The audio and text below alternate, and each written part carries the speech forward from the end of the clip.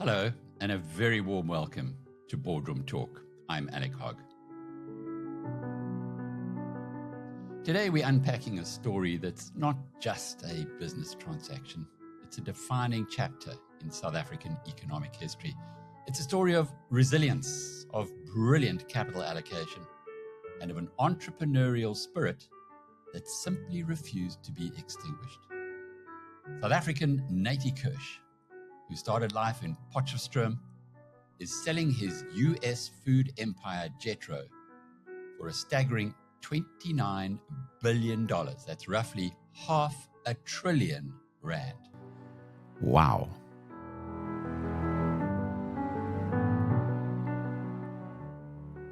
Let those numbers sink in for a moment. That's equivalent to 7% of our GDP. And if you don't know what GDP means, you take all the money that's spent in South Africa in a year, add the exports, take off the imports, there's your gross domestic product. So all of that money, 7 cents in every rand, that's what Jetro is worth.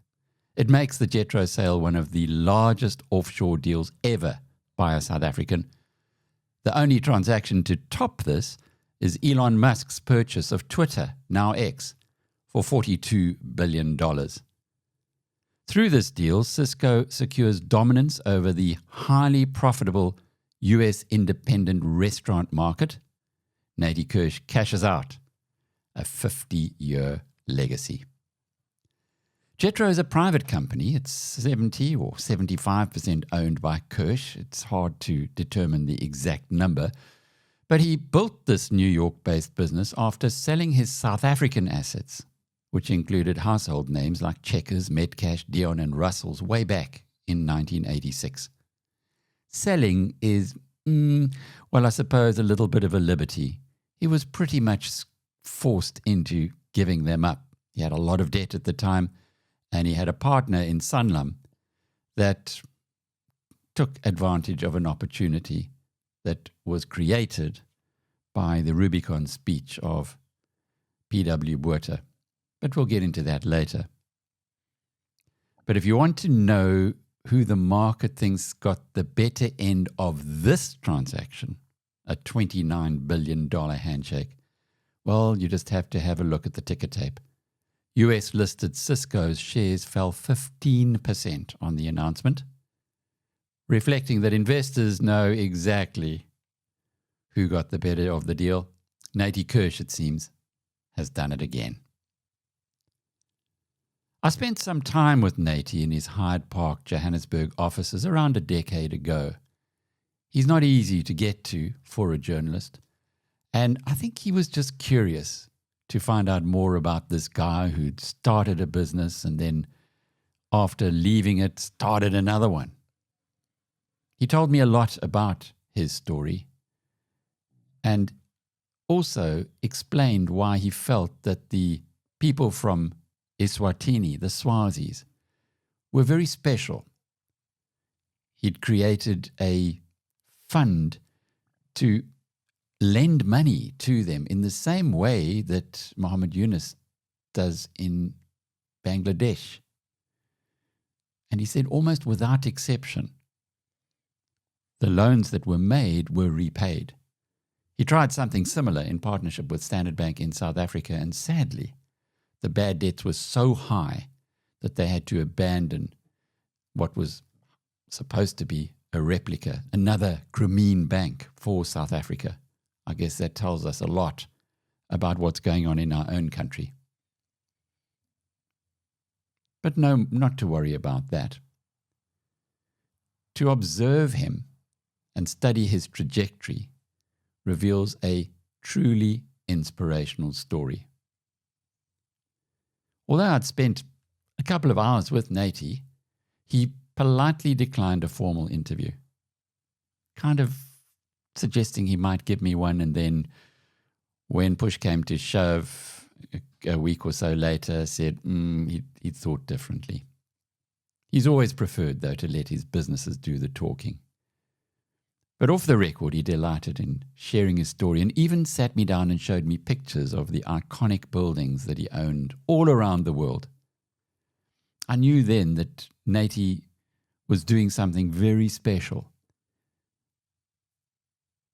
He was most proud of Jetro, an independent logistics service that he started from scratch in New York. And its name reflects his proudest South African creation, the wholesaling group Metro. But to really understand Natie Kirsh's DNA, we have to rewind the clock and look at where his entrepreneurial journey began. He grew up in Potchefstroom, or Potch as most of us know it, which is now in the northwest province. Born to parents who had immigrated to South Africa from Lithuania. After getting his degree at Wits University, he rolled up his sleeves and helped his mother run his late father's malt factory. It wasn't glamorous, but it was there on the factory floor that he developed a profound understanding of staple goods and distribution. That early gritty grounding in the family business became the blueprint for the vast empire Natie Kirsh would build in the decades to follow. But the real inflection point in the Natie Kirsh story came when he looked across the border. Using a modest £1,200, tells you how long ago it was, insurance payout following his father's passing, a 26-year-old Kirsh headed to Swaziland, now Eswatini, and that was in 1958. He told me he preferred Eswatini because it didn't have the apartheid of South Africa, which, as a Jewish person, he found particularly abhorrent. Anyway, in Eswatini, he launched his own corn milling and malt business. As we've noted in our coverage of his career over the years, that single operation, modeled on what he had in Potchefstroom, didn't just grow into a massive conglomerate. It fundamentally reduced the kingdom's reliance on South Africa, apartheid South Africa, remember, for its food staples. Natie built deep ties there, working closely with King Sobhuza II, and even sat on the electricity board for over 2 decades to help build out then Swaziland's power grid. And in a beautiful piece of symmetry, he used the capital generated from that Swazi success story to buy back his father's original Potch business, which ultimately laid the foundation for the powerhouse that became Kirsh Industries. The story of the now 93-year-old Potch-bred, Wits-educated entrepreneur is one of remarkable second acts. You see, in 1986, 30 years ago, he left South Africa with virtually nothing. His group Tradegro, which was the owner of previously flourishing chain stores Checkers, Metro, Dion's, Russell's and the JD Group, was one of the highest profile casualties of the national capital starvation that followed P.W. Botha's infamous Rubicon speech in 1985. Few people remember what happened there, but immediately after P.W. Botha stood up at what was supposed to be a provincial conference in Durban, but where the international media had been tipped off that a massive announcement would be made, including the unbanning of the ANC and the release of Nelson Mandela from jail. Well, PW did not cross that Rubicon, although he referred to the famous Italian river. And of course, that is what the speech became known as, the Rubicon speech. The consequence of that was that Willard C. Butcher, the chairman of Chase Manhattan Bank, pulled all the credit lines and other bankers followed. South Africa became a net capital exporter for the next 5 years. And that meant that interest rates here went through the roof, jumping to 25% prime rate, if you can imagine. Many businesses went to the wall. Sanlam, which was then Kirsh's financial partner, squeezed the overgeared man out of his business. And that seemed to be that. But here's a fascinating piece of South African corporate trivia that really connects the dots of our business history.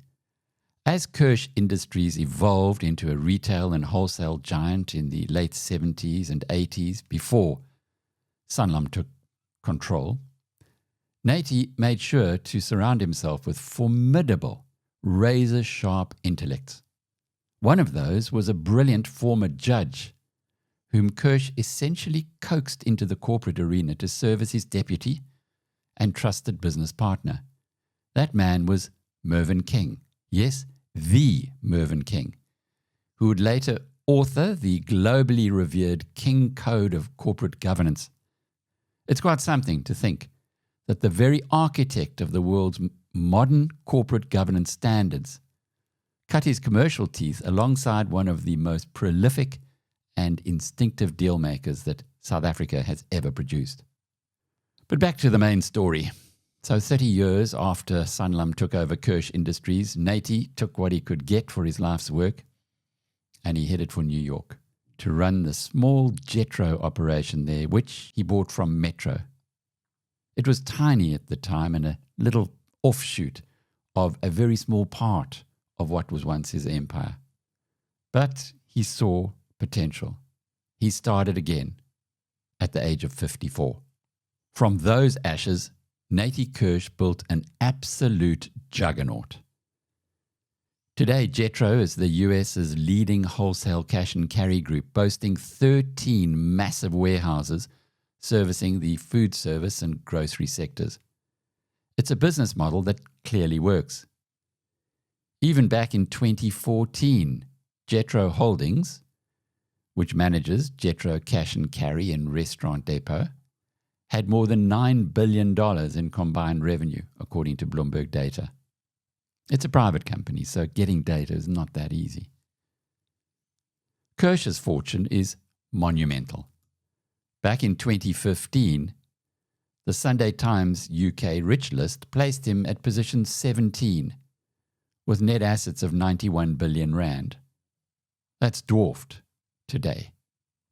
Our report at the time noted that were he so inclined, that 91 billion rand was enough to buy all the issued shares of either Woolworths or Discovery. Today he could buy both of those companies and many more with the wealth he has created. Kirsh owns 75% of Jetro at, 70 or 75%, we're not entirely sure. But back then, 10 years ago, the London Sunday Times estimated it was worth £3.7 billion, and it put his net worth at £5 billion. Well, boy, were they conservative. This week's sale puts Kirsh's Jetro stake alone at 4.5 times that number, $22 billion or 500 billion rand, making him richer than the Ruperts, the Oppenheimers, and Glencore's Ivan Glassenberg, the people who are usually waved as the richest South African entrepreneurs or families. Of all his countrymen, only Elon Musk, the world's richest man, tops Kirsh. But there's another layer to this story that I find utterly fascinating. And it goes back to my time in London, where I was between 2016 and 2019. During those years, I regularly visited Kirsh's castle, where he had his office, York House in Baker Street, just down the road from the Sherlock Holmes Museum. My visits were to the asset management business Credo, which occupied the ground floor, one of many under-the-radar businesses that have been created with Kirsh Capital. My visits there told another story, a story of how immigrant South Africans tend to stick together. Those who left for London in the 1970s and 1980s have clustered in the northwest of the city. More recent émigrés live in a slice in the southwest, in Surrey. It's only natural that the richest UK-based South African would tap a countryman to run his massive global business interests. That tends to happen in the UK. Kirsh invests heavily in private companies, and many of them are also run by UK-based South Africans, just like Credo. So it was no surprise then that a few years ago, Natie Kirsh appointed Bradley Freed, a Cape Town native, a former Investec CEO, and a member of the Bank of England's board of directors. guess you should say board of governors, to run the Kirsh family office. Bradley subsequently took over as chief executive of KI Corporation, or Key Corporation, which is where all of the Kirsh assets are housed. Fried was brought in to oversee these disparate assets, many of them around the world, including US businesses, commercial and residential real estate, UK businesses, private equity investments on 4 continents. Speaking about Kirsh, Fried said, "In Natie, I've found an extraordinary visionary. I almost feel as if I'm being apprenticed all over again." And that, he said, when he'd already hit his own half-century. So what's the bottom line for us here at BizNews? What is the so what of this massive transaction? Well, first and foremost, it's a masterclass in value creation and a triumph for South African enterprise. The nation should feel immensely proud. Natie exported a homegrown model, proving our entrepreneurial pedigree can dominate on the world stage. He didn't take money from South Africa.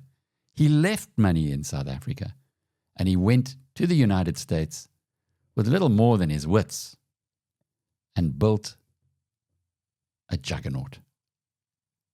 Natie made his first fortune in Africa in 1958, starting with a Swaziland corn milling business that later evolved into a dominant food retailer in his native South Africa.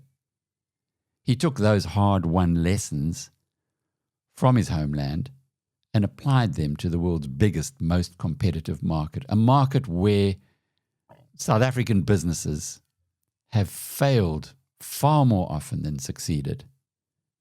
Indeed, the United States is a graveyard for many big South African names. Discovery lost over R1 billion before it left, tail between its legs, some years ago. But perhaps more importantly, on a human level, Natie Kirsh is a living role model for those in middle age who fret that they might be too late to take a second swing at life. He lost his empire in his mid-50s. He was squeezed out by Sanlam. The political climate was against him. He could have retired gracefully or bitterly and gone off into the background. Instead, Natie got on a plane to New York, rolled up his sleeves, and built something even bigger. It's a reminder that capital might be destroyed and circumstances might force your hand, but genuine entrepreneurial intellect and grit are incredibly portable. That's something that I wish those in Pretoria would open their eyes to, would recognize. South Africa's exports of entrepreneurs are scandalously high. As Kirsh cashes out a 50-year legacy, he does leave behind a blueprint for resilience among his countrymen. And for that, we cannot thank him enough.